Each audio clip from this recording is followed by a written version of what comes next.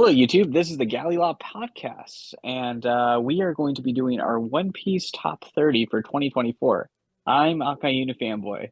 The other guy is Geboss, and then we have our special guest here today, Jimemperor. So we are going to be going through our top 30. Please like and subscribe. Leave a comment below. Roast us. Leave your top 30, and yeah, let's get started. So for my 30, we have Boa, and then for my 29. I have Katakuri, and then for 28, I have Marco. So, what's up? Yeah, go ahead. Oh, no, yeah. So Bo's just like pretty strong and everything like that. But just like with more and more characters climbing up the list and new, more and more powerful characters being added on here too, she's like towards the bottom, and I would say the same with Marco and Katakuri too. And I kind of feel like with certain characters that are just above this list, they've just been exploding in power lately. Where even first commanders are towards the bottom now. Mm-hmm. Yeah, I think that's fair. I mean, I think Katakuri's way too low. And you have Marco over him? Just for long-term battle and healing, I think Marco, that just gives Marco an edge in a lot of fights. I could agree. I mean, he's Whitebeard's right hand compared to Big Mom's right hand. I think that's fair. Yeah, and just unlimited healing, and I don't think other characters can take as many hits, basically. So, yeah. He did 1 versus 2 king and queen for a second there. Yeah. Yeah. So yeah, I think people underrate him for sure. Yeah, and Katakuri can go for a while. He's really strong and powerful and things like that too. But I don't think there's anything intrinsic in his Devil Fruit ability, which is really over the top special. He's just like a really skilled combatant, though. Sure. But that's it for me. Yeah.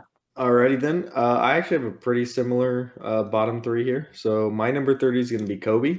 He barely made the list here.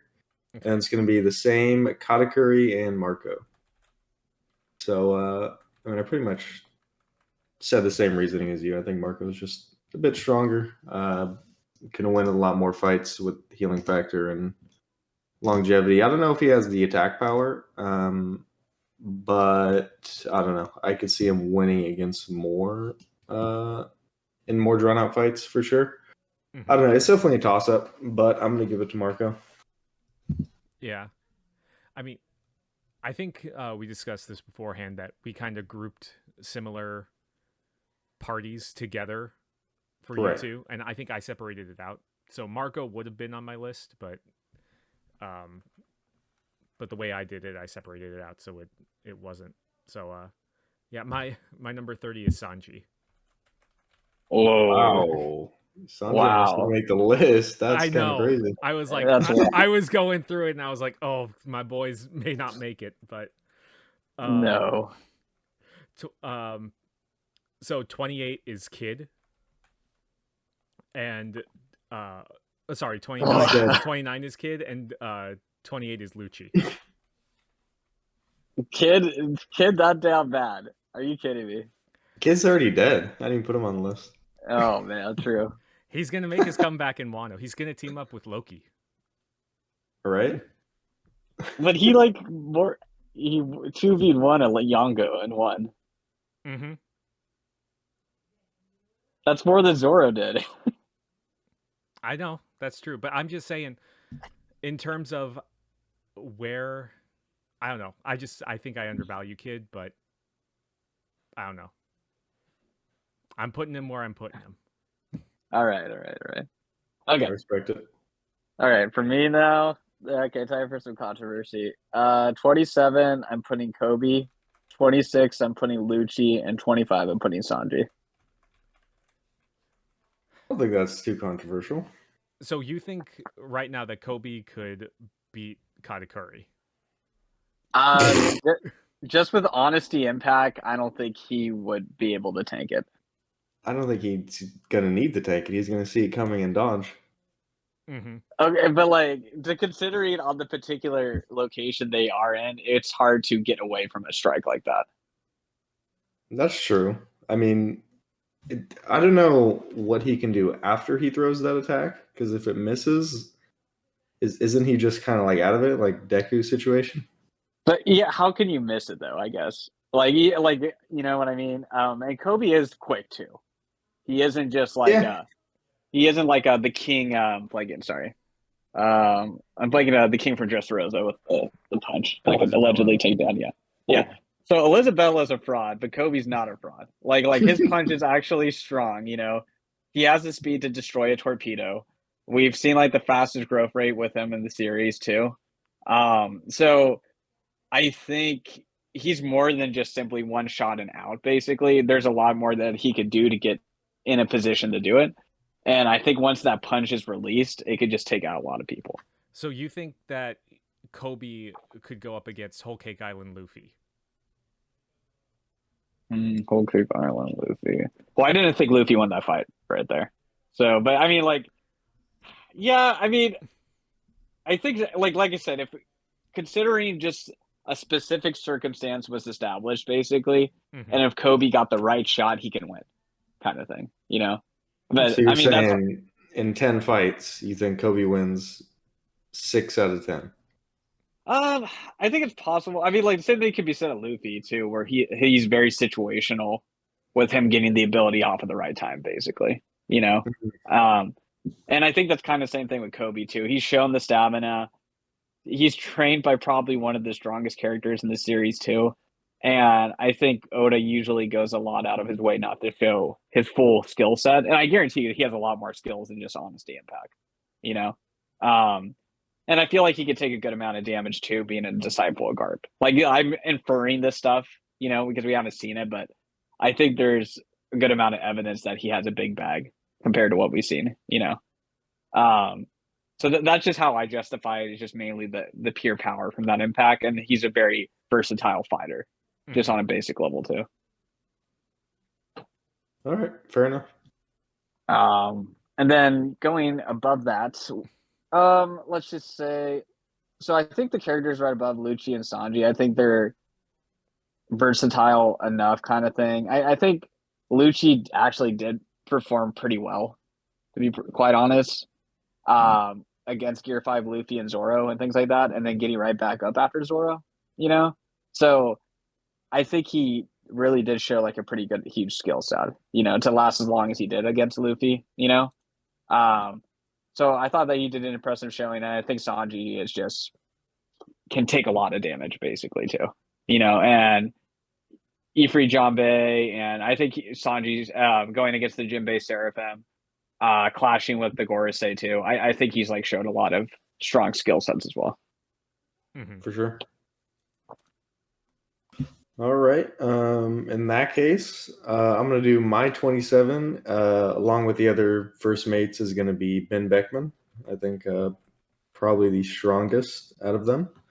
26 going to be Lucci. Same there. And 25 as well is going to be Sanji. There you go. Damn. Wow, we have some pretty similar lists here. This wasn't planned. You're copying We usually are against each other. So Beckman literally is just kind of there, right? Because I kind of grouped the first mates there. I think he's probably the strongest out of Marco and Katakuri. Obviously, we haven't seen a whole lot, but assuming Shanks's crew has the strongest fighters, right? Beckman, in that case, probably has to be the strongest out of them. So, and then you said it, Lucci, Sanji. I mean, Lucci showed he's strong. I think in the Zoro fight, he was kind of carried by plot. I mean, I don't know why that fight went on for so long, but he's definitely strong with his awakened form. But I think Sanji's definitely a little bit stronger, especially, you know, taking down Queen and fighting the Gorosei and stuff like that. So, yeah. Well, didn't Base Lucci keep Zoro occupied for like 3 months or something like that? Exactly. That's what I'm saying. That you know, it's not Zoro's fault. That's just Oda needed to do that, or else Zoro would have, you know, mopped up the Gorosei. It would have been too quick. Yeah, that's true. Okay. So my 27 is Hancock. My 26 is Zoro.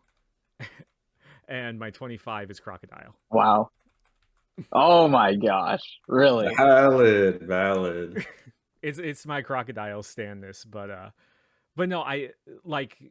like Jimper was saying, like the 6 out of 10 fights, I see Crocodile just really strong with his Logia and everything, especially like if we're going bounty wise, too, he's larger than Zoro.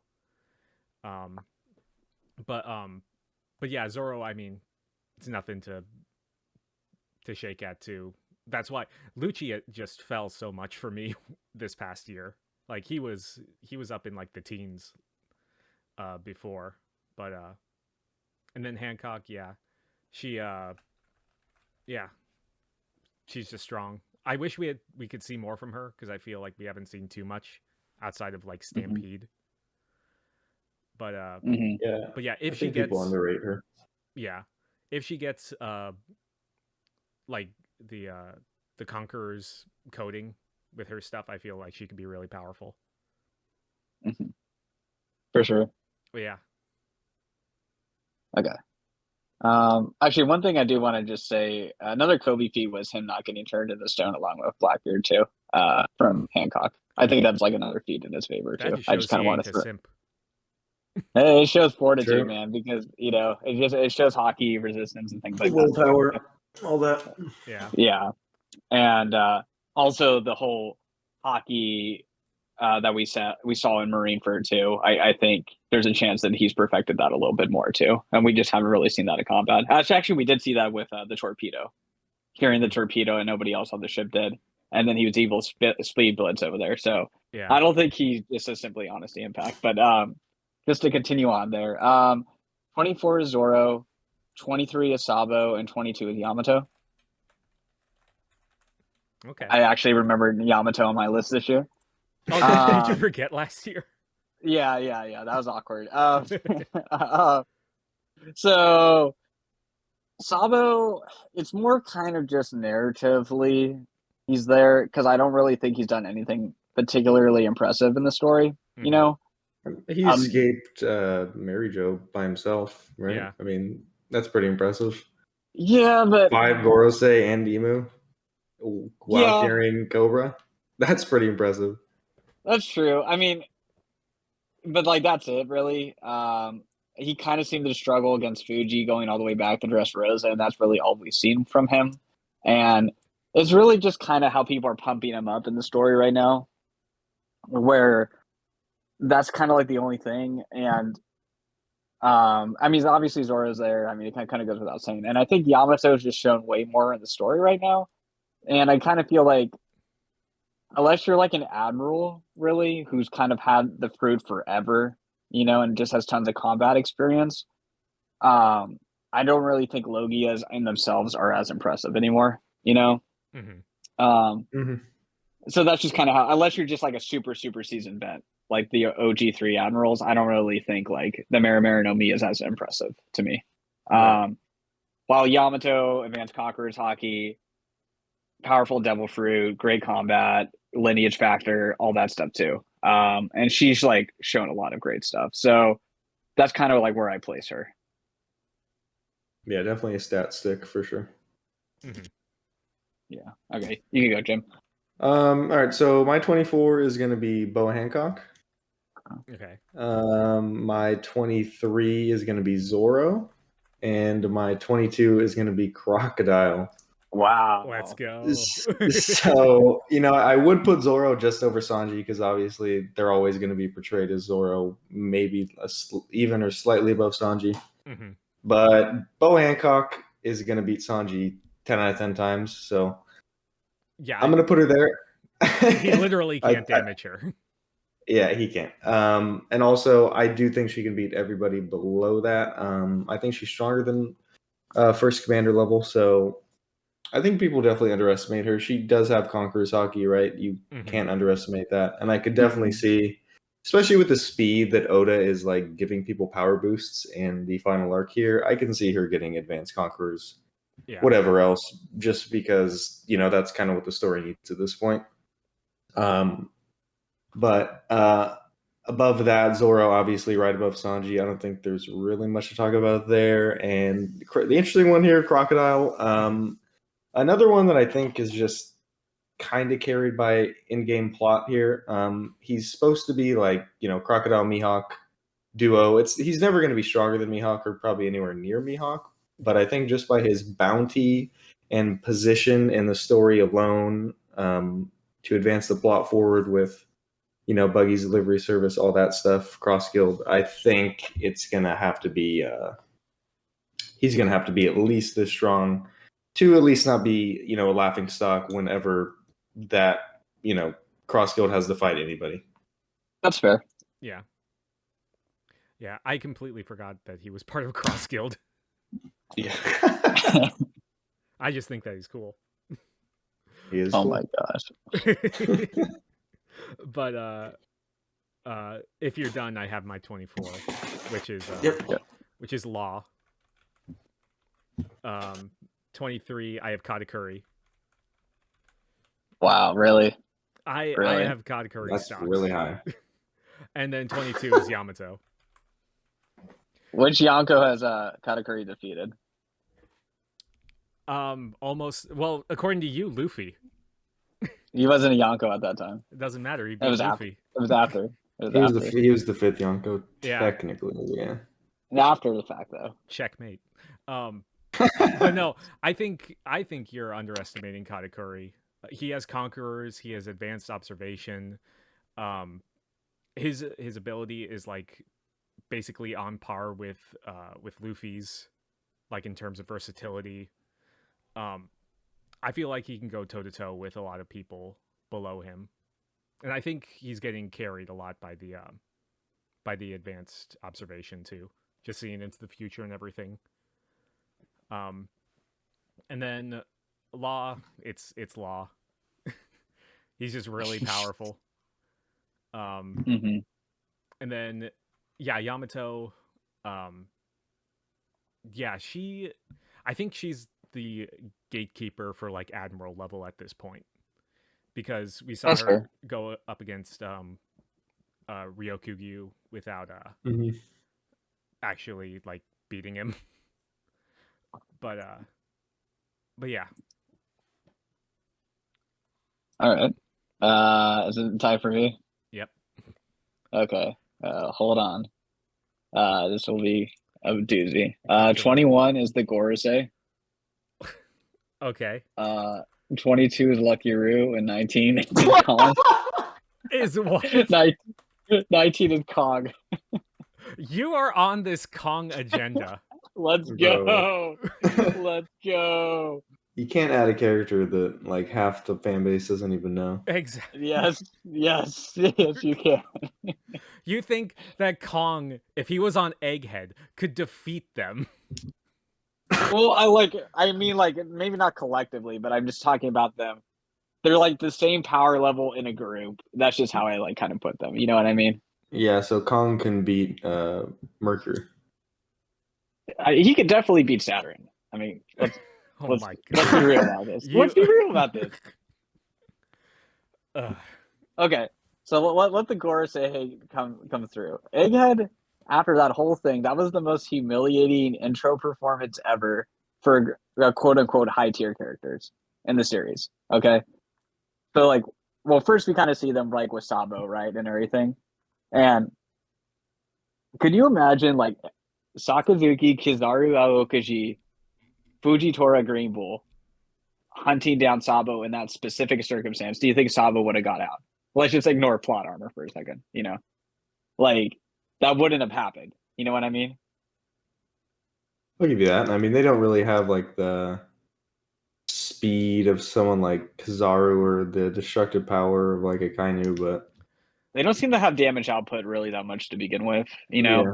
Like, there's that aspect. I mean, honestly, I think even if you put the first mates, like let's just say Zoro, Marco, Katakuri, King, and Shiryu of the Rain, in that same circumstance, I feel like they would get Marco too. I mean, sorry, Sabo as well, in that circumstance, I think that was like humiliating for them. Oh, and then they have Emu on top of it all. Well, so and they still struggled with that, They didn't really get any significant kill, with like the exception of the pacifistas being frozen. Like, we haven't really seen them get any W. damage output isn't that great.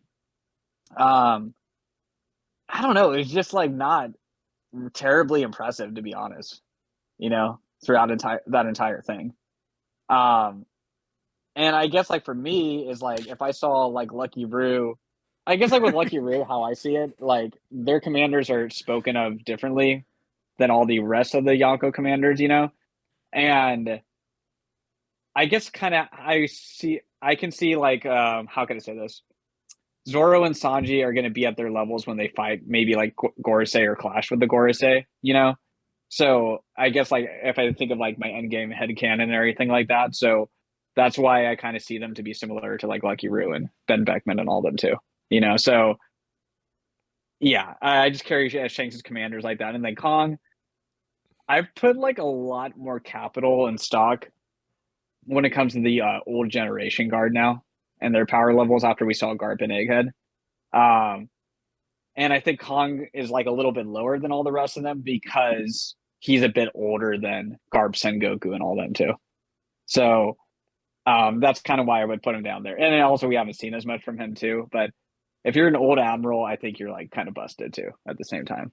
I'm going to go and count how many panels that he's been in the entire series after this. He's going to pop off, and you guys are going to be like, oh, fuck. He was right. He's going to pull up to the final war, and they're like, oh my gosh, it's Kong. Literally who? Yes. Right? Yes. Oh, yeah, he was in episode 0 too, so don't forget that. Okay. Brief for one brief panel. I don't think he was shown though. But no, but I just don't think the Gorosei, when you really like look through all of Egghead, they had like menacing appearances, but they didn't do much. Mm-hmm. Sure. They can just they're just damage sponges. They can just take a lot of damage, and we've seen tons of characters like that throughout the series. That is true. Like, yeah. So that's it. I mean, that's my rant right there. If somebody can show a definitive proof why they've showed a feat, for the exception of the pacifistas being frozen, then Venus slicing Egghead in half was pretty good. Okay, but we've seen a lot of characters do that though, like slice big things. Law did it back in Punk Hazard, to be fair. Yeah, right? Yeah, but that was. But that was with Devil Fruit assistance. Yeah, exactly. Zoro's cut shit in half, big stuff all the time too. Like it's not terribly impressive in the long term of things. So I don't know, just not to me, not my liking. So that's just me. Okay. All right. I'm gonna do for 21. We've got Trafalgar Law. Okay.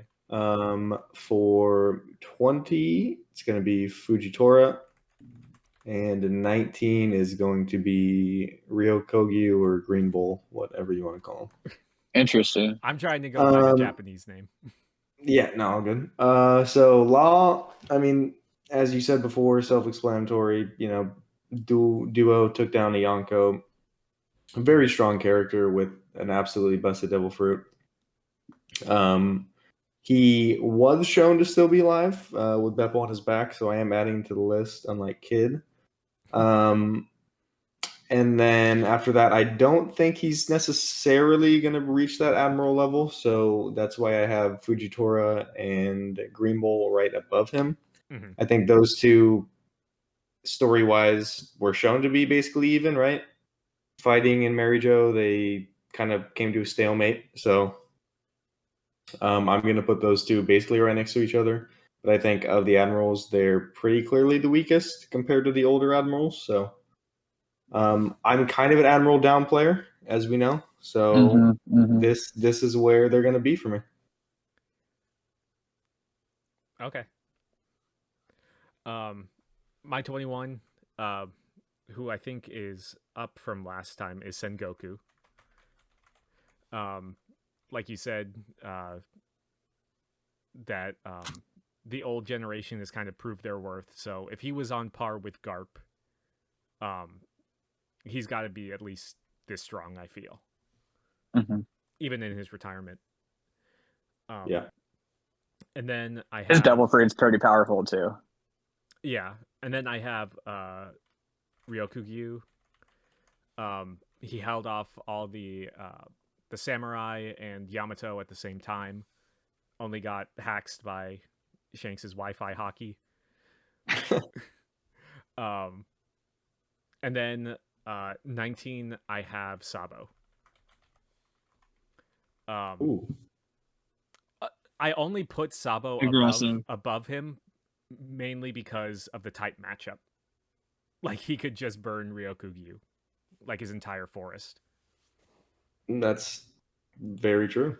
Yeah. Yeah. All right. Let's see. What? Okay. Next for me is 18 Kid, 17 Law, and then 16 Ben Beckman. Okay. See, I'm actually showing love to the red hair pirates right here, which is out of character for me. So I just want to put that on there for the record. Kid and Law have shown a just insane amount of feats, honestly. And I think both of their like awakenings are really powerful. Kid as Conqueror's hockey. They took down Big Mom, who received close to 0 damage leading up to their 5-2, compared to Kaido, who took an immense amount of damage. Law did a really good performance against Blackbeard as well, I'd say. And his ability is just really destructive and great too. Especially for his crew being, not great. Yeah. I think Law's really come a long way. Like, just stamina is kind of like his only issue too. And I think kind of that's where I would put Ben Beckman. Again, like, the commanders of the Red Hair Pirates are ranked differently than all the rest. And I kind of feel like, I mean, again, it's mainly portrayal and things like that too, but I feel like he's just completely on a different level from all the others and things like that too. So I feel like Kid and Law still have room to grow though, and I think there's a good shot that they overcome Ben Beckman. But that's kind of where I'm at with that. Well, I mean, yeah, they would have room to grow if Kid wasn't dead, but yeah. He's gonna come back. Just watch. He's gonna come back, guys. All right, 18. We've got Sengoku. Then we've got Rayleigh, and 16 we've got Sabo. So Sengoku and Rayleigh, old generation. Garp showed how strong he was.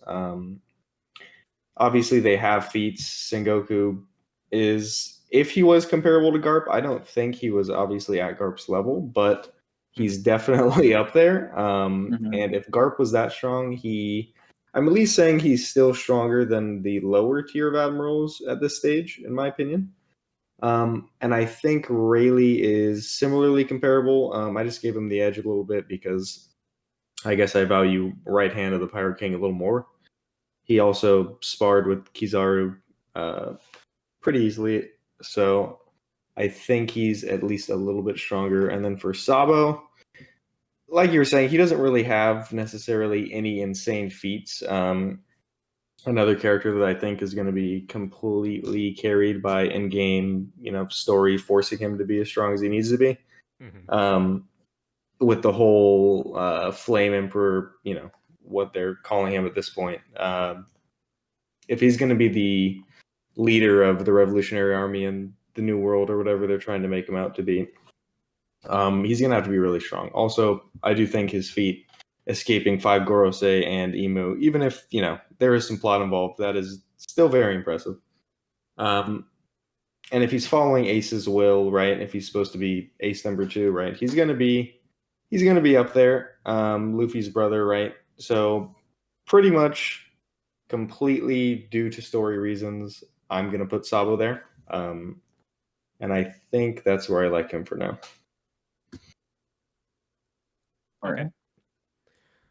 Okay. Time for my trio of old men. Number 18 is Fujitora. Number 17 is Garling. And number 16 is Rayleigh. So I feel like Fujitora is kind of comparable to Sabo. Because we saw them, I would say that they weren't Sabo wasn't like struggling against him in Dressrosa. They were pretty equal.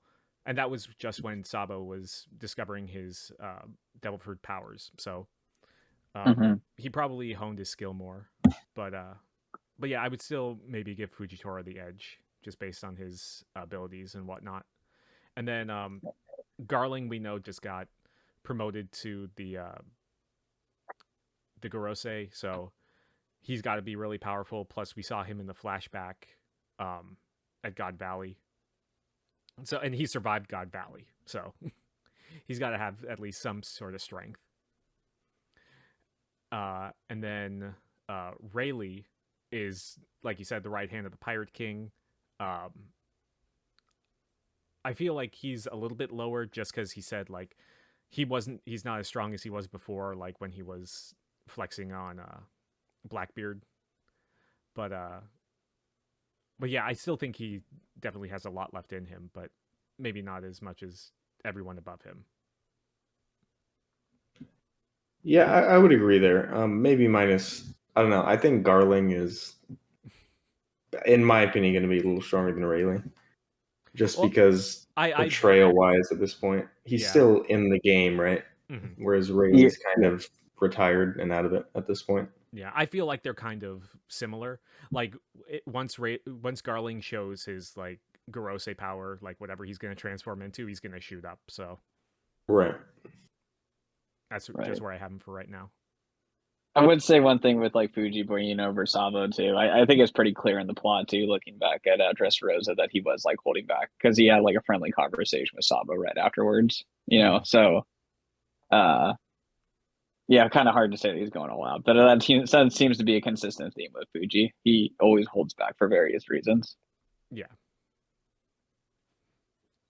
Yeah. Okay. So for me, 15. Let's see. Yeah. Okay. 15 is going to be Rayleigh. 14 is going to be Garland, and 13 is going to be Sengoku. Okay. So yeah, kind of. Yeah, very similar. So Garland kind of made the list, and him being in charge of the weak, pathetic Gorosei had to do something with it. But also, I think it was it also had to do more when I was chewing over him being in the God's Valley flashback, and kind of how he was in charge of his own unique faction among all those top tiers, and he survived. And just that portrayal made me think like, oh wait, no. This guy is actually like really broken too. So those two pieces in conjunction with one another, I thought would give him a slight edge over Rayleigh in that respect. Because now more and more of the story, I know this is kind of more 2025 influencing me too with the recent chapters. It seems like the Gods and Knights are going to be more and more of an entity to be reckoned with, and they're going to be taking the place of CP0 now, as like this covert powerhouses basically. That being said, I still think Sengoku is stronger just simply from the praise from Roger and being comparable to Garp, you know? And I'm always going to kind of put the Navy over the world government types at the end of the day. Just in terms of I don't know, they've shown more in a way. And I'm kind of hyping up Sengoku in comparison to, because like they hyped up Garp so much in Egghead that it just kind of makes me infer like, okay, then Sengoku is crazy powerful too. You know, so I mean, you know, if he's remotely even in the same league as Garp, then I think he's going to be stronger than Garling and Rayleigh at that point. Sure, I can see that argument. Yeah, and the Devil Fruit's really powerful too. I mean, just even like he was doing a pretty good job in Marineford too, you know, against Blackbeard and all that. You know, yeah, very impressive there. So that's it for me right there. All right then. So for 15 here, I'm gonna have Yamato ranked very highly, followed by the Gorosei, and then right above them Garling, because I ranked him separately. So as for Yamato, I think I just value every single stat that she has. You know, broken mythical zone devil fruit paired with advanced conquerors, strong weapon, strong lineage, sparred with Kaido, who in my previous list before he was defeated, I had him, I think, at number 1 or 2. Mm-hmm. I think they're way too strong. I mean, the reason the Yamato didn't beat Green Bull, obviously, when he was there, is because you couldn't have Green Bull be defeated right when he's introduced. So I do think she is stronger than at least like the lower tier admirals. I think Advanced Conquerors obviously should be agreed upon as the strongest ability in One Piece. Yeah. Yamato having that, I think, is the weakest character with Advanced Conquerors, but has it nonetheless. And I think that is a massive. I guess Kobe does Kobe have Advanced Conquerors? I don't know. It's really I don't know. Yeah, I don't know if we know that yet, but yeah, I think I just value that very highly.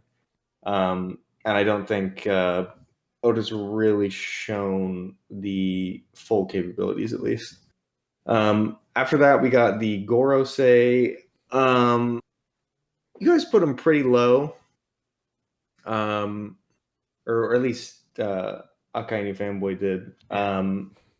I get like technically they don't have the the attack power to like take people out, and they're just kind of what's the word I'm looking for?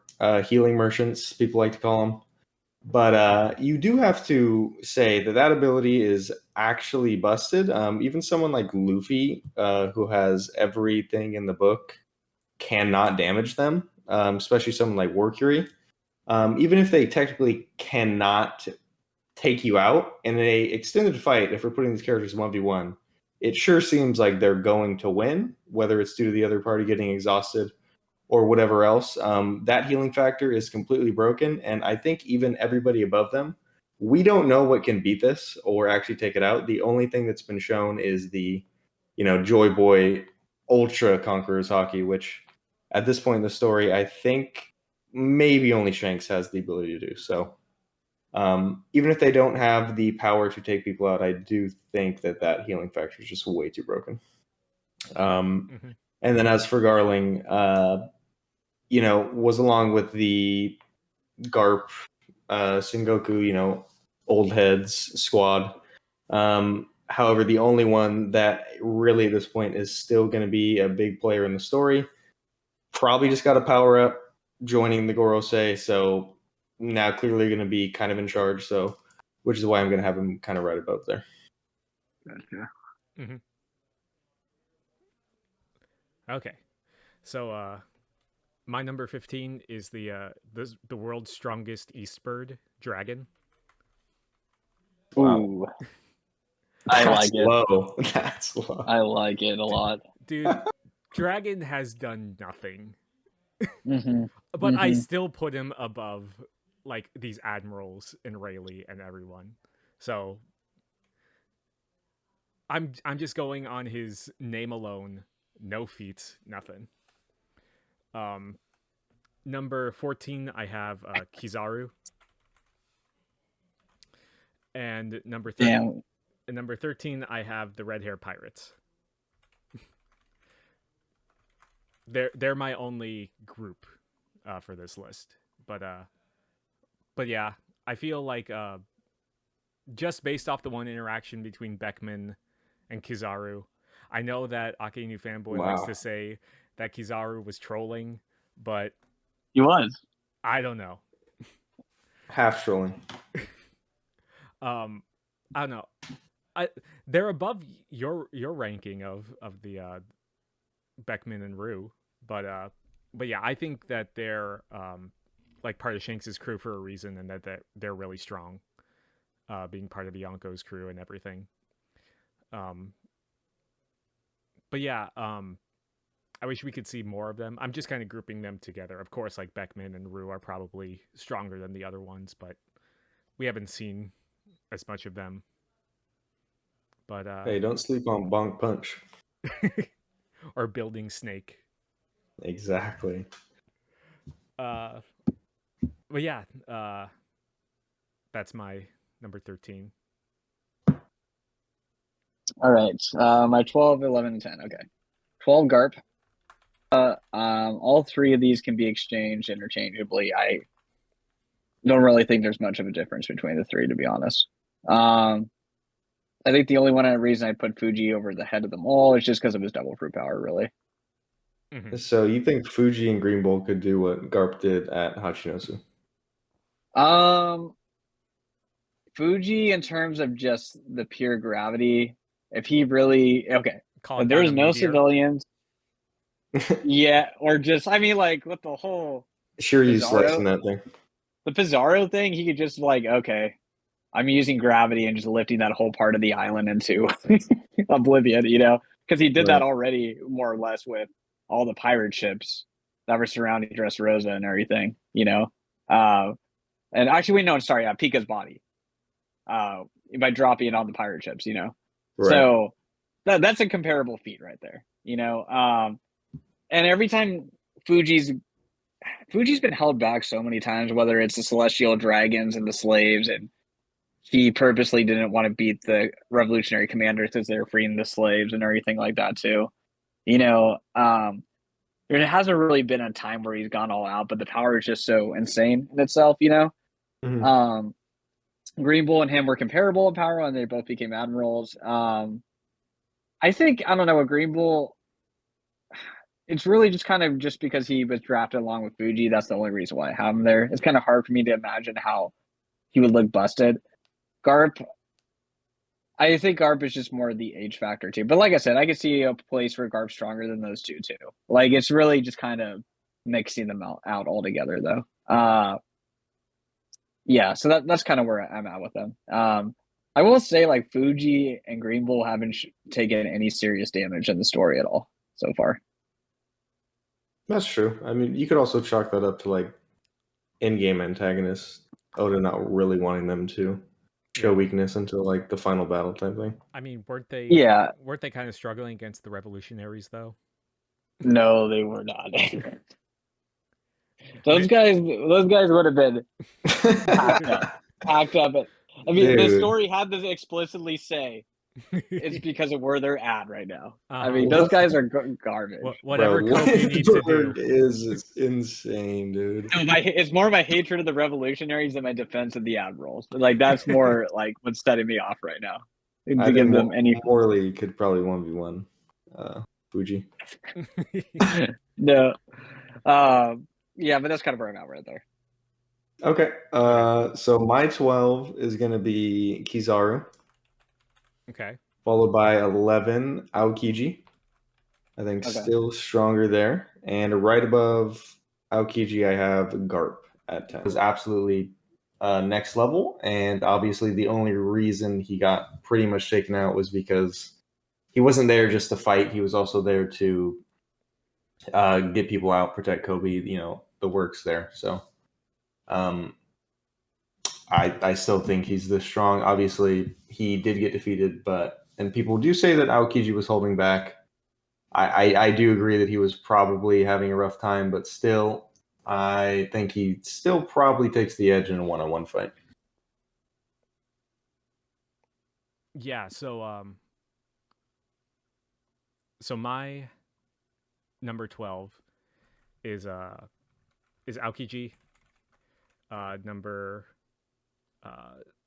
11 is Garp. That's what it is. And number 10 is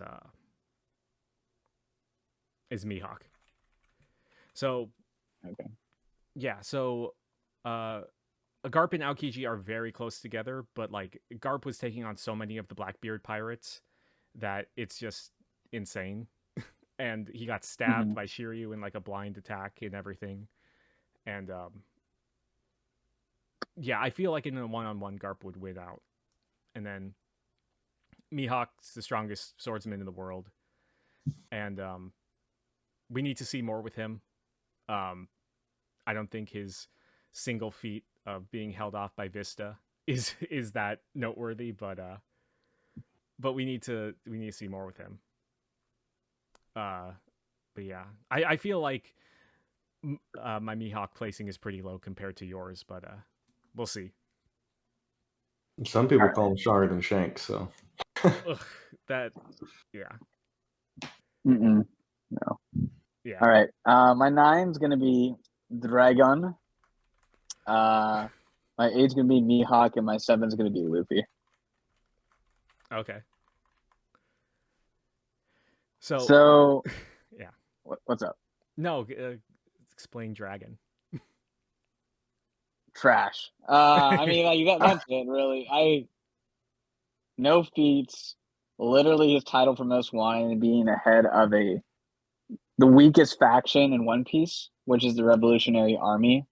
Um, the more I talk, I want to put him below Garp, you know, Yeah. because he sucks. But like every year, he drops more and more for me. His commanders are weak. Savo's the most impressive, which isn't saying much. Um, it's just pathetic. He didn't save Ginny in the flashback because he doesn't care about his people. And he's only been looking east. So he's just a terrible character, no character development, and he's a terrible father, and he has nothing to show for it. You know, yeah, no, he's just a terrible person. And then number 8, we have Mihawk. So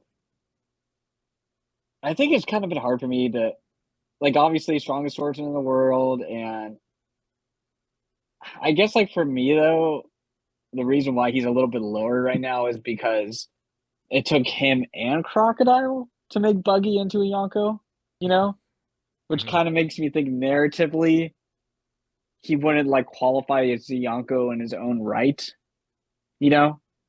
Um, and that's just kind of where I put him right now. I think he's stronger than the kind of the new admirals for sure.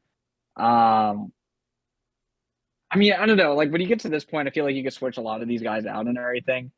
And he showed a lot of great stuff in Marineford, but we still haven't like seen him show a lot. He's similar in Dragon in that respect, where their titles are carrying them extensively, Mm-hmm. but we haven't seen them do like a crazy amount in the story so far, We've seen him do more than Dragon, at least. for sure. Which is why Sure. he's higher. Yeah. Which is why he's higher. But we haven't seen him do too much. The only people he's really defeated in the story have kind of been fodder. Mm-hmm. You know, Vista was so, a fodder. Come on. he didn't defeat Vista though. Vista held him off. That's true. So like he hasn't.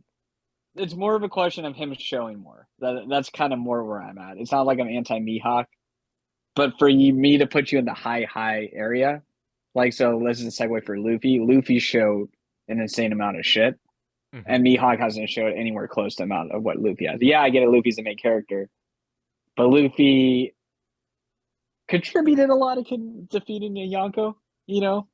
Mihawk hasn't.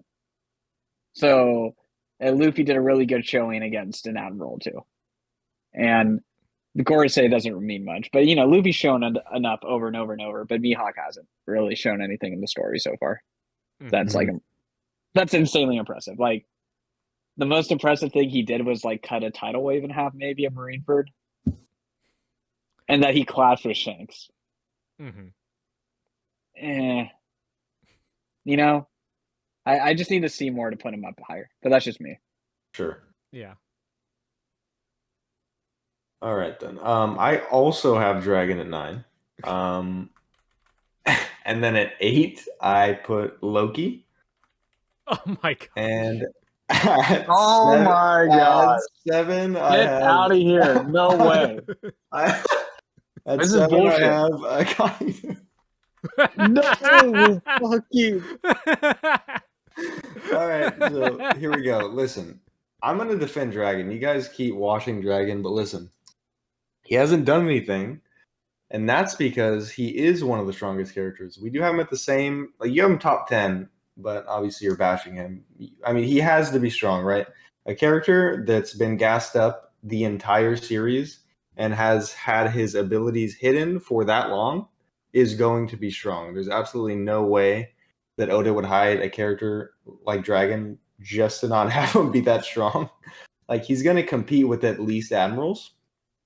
So obviously, he's going to deserve a spot here. He has no showings at the moment, obviously, just completely carried by Aura.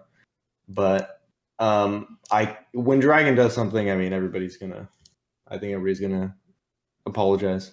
Mm-hmm. But let's get into the sauce here. Loki. Okay, it's hilarious. You put Loki over Dragon. So which I over respect. I Garp. respect the agenda. Loki. Over- Listen. Okay, so as far as I look at Loki, Elbaf has been, another thing that's been hyped up the entire series. The Giants, just Warland, the strongest race, whatever you want to call them. But every single giant we've seen in the entire series is, kind of a joke. So once we get to Elbaf, we find out that there is one giant who's actually strong that actually fought the entirety of the island by himself. He is the son of the old king. It took everybody to basically stop him, from what I understand, or I think it's confirmed that Shanks stopped him. Yeah. But he's been saying he has a sun god fruit or whatever is going on with that. I just think if there has to be a giant that's at least as strong, or else giants are a complete joke. And I think Loki is in the position to do so. I think he has to be a top tier. If he's at this level in the story, I believe Loki is going to be a top tier. So this is where I'm putting him. Obviously, all he's done is sit there and do nothing. Mm-hmm. But he is one of those characters who was confirmed to be, a freak of nature since he was a kid and all that stuff. So my Loki stocks are very high. I put a lot into them. So hopefully they come out with fruit, but we'll see about that. And then Akainu. Oh, no, sorry, go ahead. I will say, No, I'm willing to put him higher if he's done anything except be chained up. Right. I mean, but even if that's Luffy, right? Anyone with the devil fruit, if they're chained up with sea stone, they can't move. So you can't really put that against him. I know. So but he has his to do only something. feat, though, was defeating animals and taming them, which Marineford Luffy did. Listen, bro. The same thing, same shit. And I said giants are jokes. You said all the giants were jokes, and then his feat is defeating jokes. So how does that make him top tier? The entirety of jokes. Listen, Yup. no, every giant is baseline pretty strong, but in comparison to top tiers, obviously not exactly. So should we put Orange Jr. up here because he's got a bunch of giants at Marine? Like I said, I've invested a lot, and all I'm saying is there has to be a giant that is this strong. If there's not, I'm gonna be sad. Well, we should put Gecko Mori up there too, because Gecko Mori had damage to a top tier apparently, right? So that's how this logic works. It's okay, you'll see. 2025 is slow easier. I get your logic. I just need to see him do more. Right. I mean, we all do. Trust me. But yeah, and then Akainu in 7. Yeah, I think that's where the majority of the hostility is coming from. I think it's being directed at Loki. I was caught off guard that we put it. But yeah, probably the lowest we've ranked Akainu here. I don't know. The guy's just kind of a bum. Another one who's just sitting up in the tower. What are you even doing, dude? He took a leg off Kuma and let him escape. What was that? His face, true. Actually. And he went on to die. But genuinely, no. Obviously he's strong, but again, I'm an Admiral Down player. Here's the lowest I'm allowed to put Akainu. I'm going to put him there. And that's pretty much it. Kizaru could annihilate Loki, dude. Oh my gosh. No. You'll see. This is slanderous. Kuzan and Garp, are you kidding me? You think Loki could... Oh, no. Loki's washing them. I'm waiting for Loki. We haven't even seen his devil fruit. We have not even seen Loki is Pirate King level. That's crazy. That's crazy. We haven't seen his devil fruit. I'm waiting for Loki to pick up the giant sword that's on Elbaf. That's the size of the island. Yeah. Okay. All right. Well, I think the tensions are gonna still escalate from here. So great. So number 9, I have Luffy. Wow, that's even lower than me. I'm shocked, actually. Yeah. Number 8. Because I separated them out, I have. Oh my god! I feel like you're kind of underplaying them. Oh yeah, I mean, like, yeah, the healing factor it's way too broken. I don't like the only thing that's been shown to beat them is Joy Boy Hockey, which nobody has. Yeah. Okay. Yeah, I knew you weren't going to be happy about that. Let's raise up the temperature some more here. Okay. 6, Kizaru. 5, Emu. 4, Blackbeard. You mean Bro, what? Kizaru, who got washed by Luffy? So I am going to put the majority of my Pizza. argument on the Oda response with Kizaru and the food, where That doesn't Oda change- heavily. Go ahead. Okay, when Oda heavily implied that Kizaru was the one that fed and healed Luffy to get out of his post Gear 5 issue, and just by definition, when your enemy has to help you to continue the fight, you are not as strong. And now he may be stronger than Kizaru in Gear 5, but the timeout currently with Gear 5 makes him weaker than Kizaru, basically. So, because Kizaru got back up, fed his opponent so that he could get back in an area when he could have just killed him right there. So that's by definition stronger. Do I need to send you the panel of Pizza Kizaru? I think you do. Yeah, okay. Could you 100% say that he was all the way into the fight, Kizaru, after healing his opponent so that he could continue the fight? I don't know. He got washed. Luffy just kind of manhandled him. I'm just saying.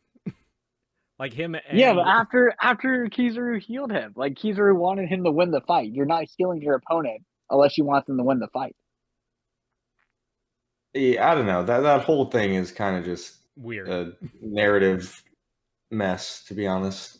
Yeah. Like, obviously he was mentally nerfed with the whole Vegapunk thing. Like, you'd have to be crazy to say he wasn't, but the fact Luffy 2 versus 1 Saturn and Kizaru, like, that is a fact. But Saturn's trash. We've already established this. Like, that's just saying, like, morally might as well have been in Saturn's place. It would have been the same level of fight, you know? But, like, I'm saying when it comes to, like I said, if you're healing your opponent to get back, same thing with, like, freaking the Katakuri thing, you know? Like, Katakuri won that fight at that point, you know? Katakuri got a donut break, first of all.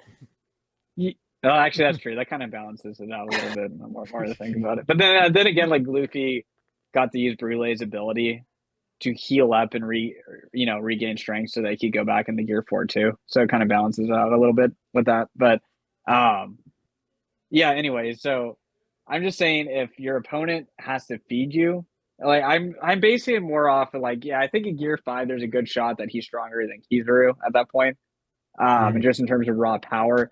But the timeout thing is what I put Luffy below at that point. That's kind of more my main argument right there. Yeah, I mean, at this point, Luffy pretty much has every ability you could ask for. Yeah. Yeah, but the timeout thing is a real issue. Yeah. And if for you to succeed in that fight, it required your opponent to help you out to regain the time, to get out of the timeout issue fatigue, then that shows like you're not stronger by definition. I mean, like it's kind of like Geboss's logic, I think, is strong with the Gorosei, all jokes aside. But I think that same favor should be granted to Kizaru too, where he can outpace Luffy in a fight long term, basically, with Gear 5. Yeah, if he was just running away, he'd probably have a chance. And I mean, and also for the record, like Kizaru was doing more than just fighting Luffy. He was trying to kill Vegapunk and Bonnie and all that, Right. So it was more than just like they're just in the middle of the field fighting each other. There was a lot of other shit going on. There's the emotional shit going on with Sentomaru, Vegapunk, Bonnie. And as we saw with him in his exchange with Akainu, that was clearly affecting him throughout the entire fight. So, and I think there's still a shot he has an awakening. And I think if definitely in that circumstance, like Saturn even said, like, this is unusual for you, Kizaru, to be like this, Right. If you read through that whole entire fight, like to the end of Egghead Island, it shows that he was not going 100% that entire fight, Yeah. So that's just kind of more my case. And also my last point, the story is going to make it clear cut that Luffy defeated an Admiral 1v1, like make it clear in stone that he passed that milestone basically. And I think instead Oda purposely made this whole fight ambiguous and weird, Right, but is that due to the fact that, he doesn't want to show that Luffy's that strong yet, or is that more due to the fact that he doesn't want admirals to be defeated yet at this point in the story?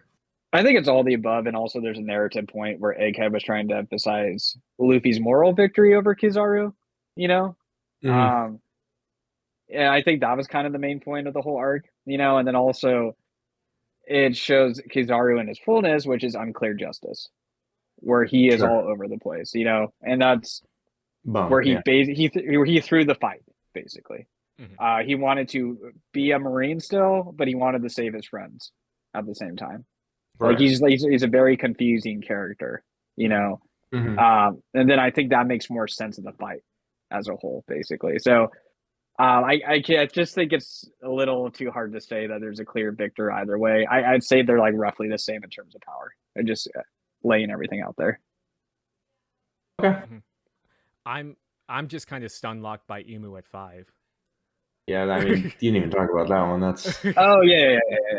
I think only only the final boss of the story. I think I defended Kizaru pretty well. But I think when it came to the emu thing, I think it's more just like going back to my previous critiques of like they couldn't take down Sabo. He like him destroying like other nations and things like that. We kind of found out more that was due to the fact that it was an ancient weapon, not necessarily his own power, And I just don't think the Gorosei are incredibly impressive either. So I don't know. Like I said, if you were to switch out Emu with like Shanks or Kaido uh, or Blackbeard, I don't think Sabo would have got away in that circumstance, So I guess I haven't seen enough, but at the same time, Emu has been portrayed in such a way, I you will know. I will counter the Kaido thing with Kinemon. That is all. Ooh. I will That's right. counter that point with that Wano is a garbage dumpster of an arc written. Wow. Wow. And that is why Kinemon didn't die. So, um, so when it comes to Blackbeard's just shown way more in the story, and I think he has a potential to be the final villain as well. So, yeah, I think Blackbeard has definitely shown way more feats than Emu at this point. So Yeah, that's kind I of mean, more it, that's just factual. Yeah. Yeah. Um, Yeah. Alrighty then. So at 6, we've got Feetless Mihawk. At 5, we have Blackbeard. And at 4, we have Luffy. Ooh, So interesting. for Mihawk here, as we said, no feats, but unfortunately, this is quote unquote world's strongest swordsman, definitely carried by the title and the fact that he used to spar with Shanks. But I don't think he's as strong as Shanks anymore. I mean, if he's going to be Zoro's final opponent, like, are we really saying that Zoro is going to be able to beat Shanks by the end of the story? I don't think so. That whole thing is just kind of a mess. But if I think this is about the level Zoro is going to be at, right hand of the Pirate King. So if you're going to beat Mihawk and that's going to be your final opponent, at least assuming that's going to be his final opponent, I don't really know if it's going to be before the final war or whatever else. But I think strongest swordsman title alone. Hopefully you're up here. If not, wow, that's embarrassing. Blackbeard, as you said, a lot of nice feats. I think he's really carried by being a schemer a lot of the time. Definitely relies on plans a lot as opposed to power. Like against Law, kind of caught him out of nowhere, but I mean that was like pretty much just a straight up fight between them. Like he didn't really pull any tactics after they started fighting. I think he had the numbers advantage. I could be wrong. But definitely still powerful, obviously. Like he has 2 of the most broken devil fruits in the series. He's kind of the other side of the coin to Luffy, so I always usually put him around Luffy when I do these lists. And then as for Luffy, always love ranking him really high. Again, as I said earlier, he has every ability you'd ever want. Advanced version of every type of hockey. strongest devil fruit in the series, probably awakened. And at this point, the only reason he's not the strongest in the series is because he can't be yet for story purposes. And that is obviously shown by the fact that he can only really last for 5 minutes in Gear 5 before he just gets too tired, needs food, all that. But if you're going to put him in a fight, his attack power, speed, everything is off the charts, and he does pretty much beat anybody in the series at this point. No, I can see that. Yeah, my only issue is having Mihawk above Akainu, but listen, that dude would get sliced. I don't know what to say. Akainu has literal more body than. Yeah, Mihawk defeated the freaking Ivankov swordsman duo or whatever, and then Akainu took down Whitebeard and Ace. Yeah. Yeah, I mean, that's fair and all, but is he the world's strongest swordsman? That's all I gotta say. Vista held back Mihawk, made him sweat. And then it took the entirety of Whitebeard Pirates and Crocodile to hold back Akainu. So I'm just saying there's a difference there at Marineford. Mihawk wasn't trying. I mean, he was sweaty. He literally wasn't trying. He just left. It is true. Just say. Okay, so number 6 on my bad list is Warkery. Number 5 is Nustero. And number 4 is Blackbeard. So, I want to talk a little bit more about the Gorosei because just the way that I put them. So Jupiter was literally just a sandworm sucking stuff up. It wasn't that impressive. Yeah. Mars at least had like the he can fire like beams of fire, and he can fly. And Warkery can turn his like tusks into swords, and he has like that hockey bellow thing that he can do. He was like undamageable. Yeah. And then Nustero, like, he was the only one that showed like actual competency, like with his sword, with his swordsmanship and everything. I would be interested to see, like, I have him above Mihawk just for the fact that, like, he's practically unkillable at this point in time. But I would be interested to see, like, who would win between the two. I think that's an interesting question. But yeah, I still think you're undervaluing the Gorosei in terms of that. Like, once Garling reveals his thing, he's gonna jump up here too. But yeah. And then Blackbeard, like, once again, he's Blackbeard. He would be higher because he literally has like 2 of the strongest devil fruits, but he's a dumbass in terms of using them. I feel like he was getting clowned on by like Whitebeard when Whitebeard was like near death. So hopefully he's learned more about that. Plus, like, when he was fighting Law, he was still getting somewhat damaged. But yeah, I mean, he's just powerful regardless of anything else. But but yeah. So I've noticed a lack of a character on yours, Akainu Fanboy, and that's interesting. I'm nervous about this. I can't say who it is. Okay. All right. So 3 is Aokuji. Oh my god. You're corny, dude. 2's Akainu. And then 1 is Shanks. So Aokiji can beat Blackbeard. Okay, so let's just one other comparison I just want to bring up here for the record. Mihawk versus who was it? Was it the first, the second, the third? No, it was the 4th commander, Vista, right? Did Mihawk one-shot Vista?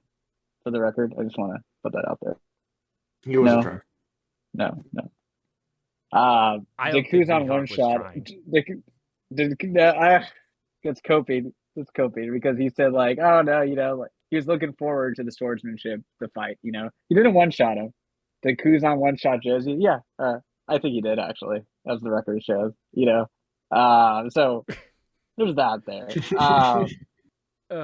One thing that kind of elevated me a lot for Kuzan is seeing his physical ability that was displayed in Egghead, because we always knew he had a strong devil fruit and everything like that.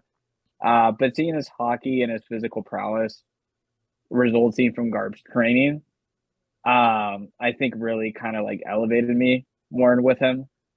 So that was kind of one thing, because I think like some of the OG admirals were missing, really. So to see that from Kuzan, I thought was like actually like really impressive and stuff. Yeah, like when he got speed blitzed and thrown into the ground. Yeah. Yeah, By for old sure. and slow That happened. Garp.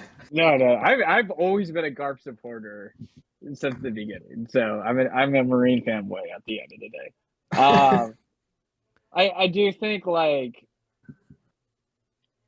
now was that like Kuzan going all out? Could he have gone longer? I mean, honestly, it's kind of hard for me to say with Kuzan's motivations, because there's a lot of weird stuff going on with him as a character that doesn't make sense. So I'm gonna put like a weird asterisk there and everything like that. But I think he could go more out, because we saw what happened to Punk Hazard and everything. So I think there's more in his bag that's capable and stuff like that too. More ice. So yeah, and he just changed the climate while fighting. Not that big of a deal, right? So I think that's like I said, the physical part really like elevated him more and more for me. I think as a character, Black, and I think he's more intelligent of a fighter than Blackbeard is too. I think like, I mean, I can see it go either way, to be honest, at this point in the story. But I still think Blackbeard's still pretty new and inexperienced with a lot of this stuff as well. Like we saw how much he was kind of struggling against Law initially, from being careless and stupid, Mhm. So now think of like a seasoned vet like Kuzan, kind of makes you think. And I think Kuzan could probably take a lot more damage, as we saw with the guard fight, than I think Law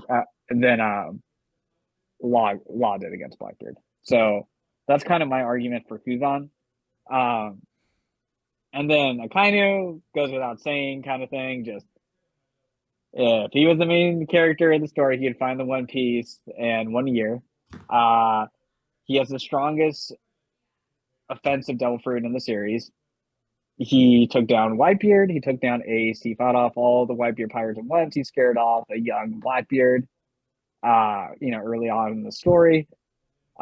He's definitely just like an all-around powerhouse. He's like very, very powerful. So, and I also think he's very smart, and he doesn't let his emotions get in the way either. So I think he just has like probably one of the more extensive lists in the series. Shanks, I put him above him just because he made Akainu nervous. That's one little edge I'll give for him, and also he seems to have a bigger bag of hockey too at this point in time. But I still think the fight would be very close at this point in time too. And also, here's another thing: Akainu has the biggest bounty in the series as of now too. From the Cross Guild. Technically, I guess, yeah. Yeah, he has the biggest bounty in the series right now. So that's another thing to add in his bag as well. So, and he's just shown more than like, let's just say the characters like Emu, Dragon, Mihawk. I think in these top lists right here, I think he's shown more than Blackbeard in terms of like defeating high tiers and stuff like that. Because I think the only clear W Blackbeard's got is like what, Law and Ace, right? I mean, Yeah. correct me if I'm wrong. I guess, yeah. So I think that's just kind of more my argument there too. I feel like every year we get like a new piece of Akainu lore to make up for him not doing much in the series. That kind of just like Oda's like, oh yeah, by the way, he has the largest bounty right now from the Cross Guild. Just want to throw that out there, So that's kind of my top list right there. All right.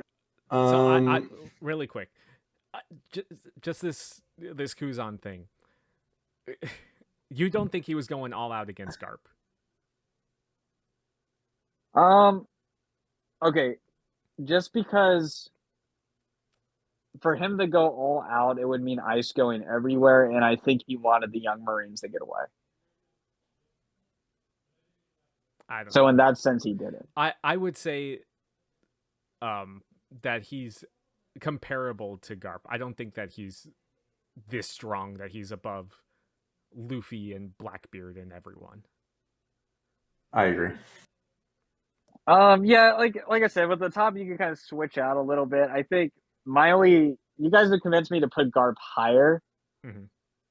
But I think with Kuzan though, like I said, adding in the physical element with all the other stat lines he's shown as a combatant, I think he's just really gone up for me in terms of his total stat line. And also being an apprentice to Garp too helps a lot too, which is more clearly displayed there as well too. And I just think he's a lot more intelligent than a lot of than against Blackbeard. And Blackbeard's stupidity really, and also Blackbeard's kind of new and fresh to the game still, relatively speaking. But like these other guys are a lot more seasoned than he is. I mean, okay. Yeah, no, that's fair. All right, time to cause some controversy. So number 3 here, we've got Shonks, Stabs, whatever you want to call them. Oh my god! What? So I'll explain it. I have 2 reasons for this placement, but at 2 we have Shanks, and at number 1 we have Emu. Oh my god! So I'm just gonna talk about Emu first. I think Emu is obviously the final boss of the series, so I think it only makes sense that at this point in time, over the last 800 years, probably the strongest character in the series. Obviously, the showing at Mary Jo was not amazing. I mean, he did shoot the arrow right through Sabo's abdomen or whatever, but the only one who actually got a hit in fact. But obviously, I think Oda's not going to show the whole bag of the final boss of the story right off the bat. We're probably lucky we even got that. So just story-wise, for story purposes, I think Emu needs to be number 1. Number 2, Shanks has absolutely ridiculous feats, Wi-Fi hockey, kid, and his entire crew one-shot in one sword swing after seeing the future and jumping about at least 200 feet to the ship in a split second. Obviously, that dude is an absolute beast. If it weren't for Emu, easily number 1. Obviously, need to see more from Emu, but yeah, Shanks, at least feats wise right now, I think is top of the charts. And then number 3 here, we've got not Shanks. So if this is a twin brother, I don't know, One Piece is a lot about lineage and stuff like that. This is quite literally Shanks again. I think they will be very comparable. I don't think you can make literally the same character and not have them be comparable. So that's one of my reasonings. Another one, I think this is basically going to be like if you count the world government as a crew. I don't really think you want to count the Gorosei as the right hand at this point. I think the God's Knights are going to kind of fill that role more, in my opinion. And I think this person is definitely the leader of the God's Knights, so you can kind of call this like the right hand of the world government type of thing. He's definitely Garling's. I think Shanks and him are going to be Garling's twin children, right? And if we're saying this is like the new Garling, right? Like same power as the old age, I think like, this is maybe where Garling would have been back then. Like he's probably around that power level. So I'm putting him here for now. Maybe my stocks are a little too high, but honestly, I think this is pretty much just going to be evil Shanks, in my opinion. Okay. I agree with your assessment. Again, I just need to see more like with Loki. Oh, for sure. Yeah.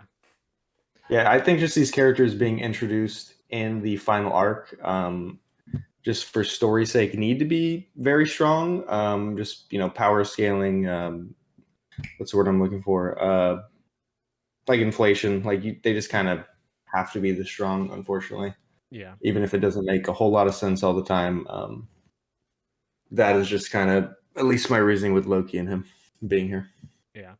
And I think one point in favor of not Shanks is that in the the big double page spread where it shows all the contenders Right. for the end. He's in that, so He was in that. That is true.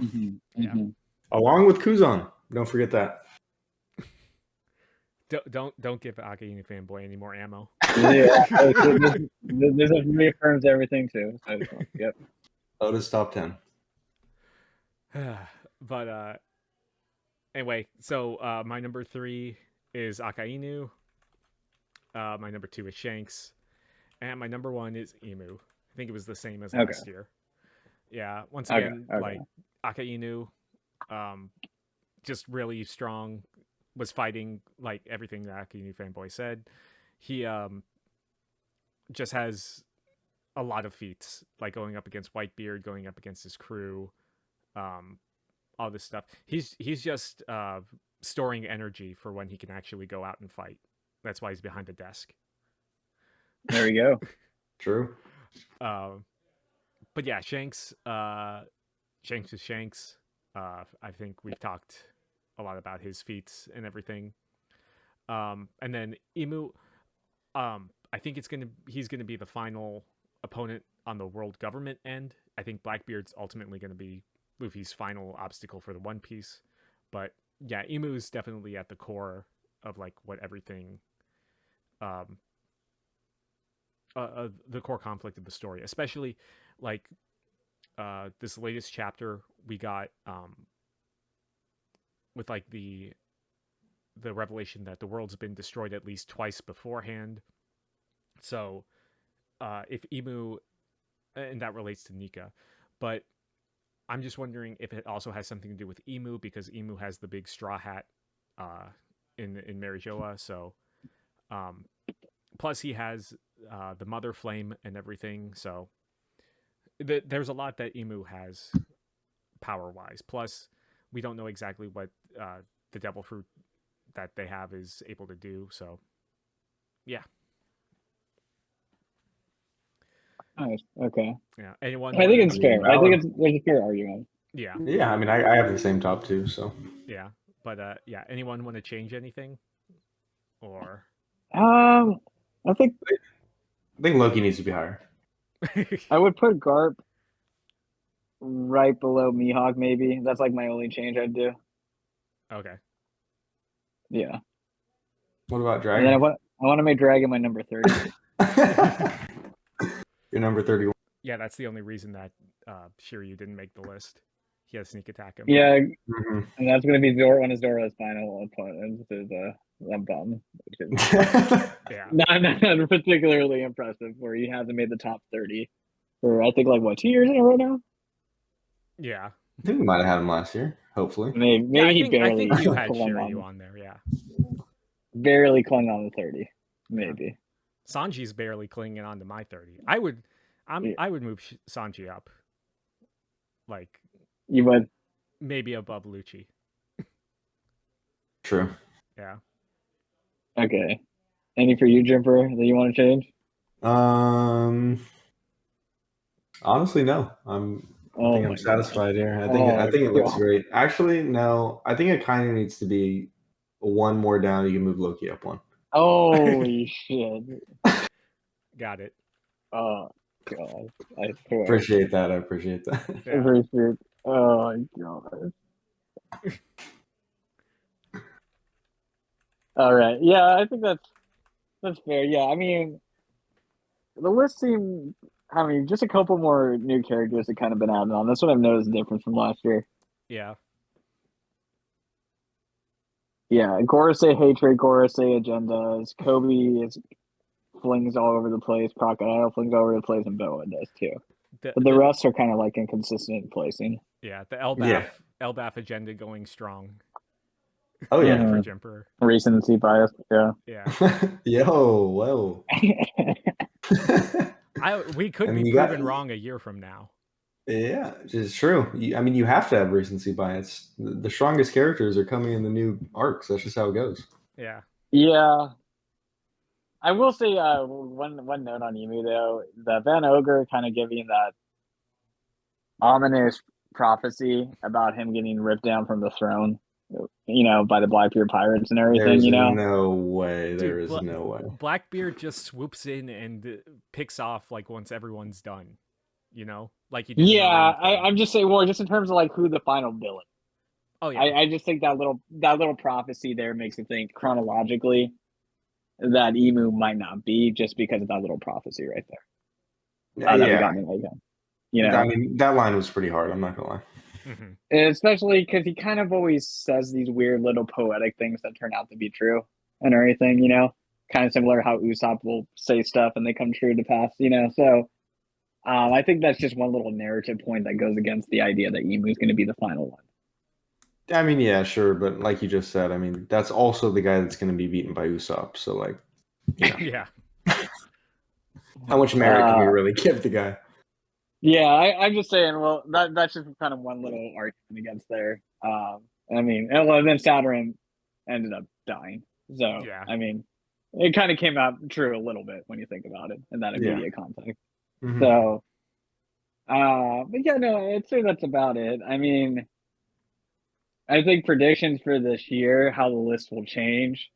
I think the Admirals and Shanks will still roughly stay in the same place. I think Zoro, Sanji, and Luffy may move up, and Kid might move up too. I think those are the ones that might see the most movement for next year. Mm-hmm. Potentially Loki too. I think Loki will make it on the list. Yeah. See? Yeah. The ones that we need to look out for is like Gunko and not Shanks and Loki and can't forget Yarl. And with Lindbergh. the sword in his head. Yeah. And I don't think we're going to see much from the Admirals this year, if I have to guess. Yeah. Yeah, I don't know if they're going to really be in any stories. I mean, that's assuming Elbaf even ends this year. So. Yeah, that exactly. Yeah, that's more the point there.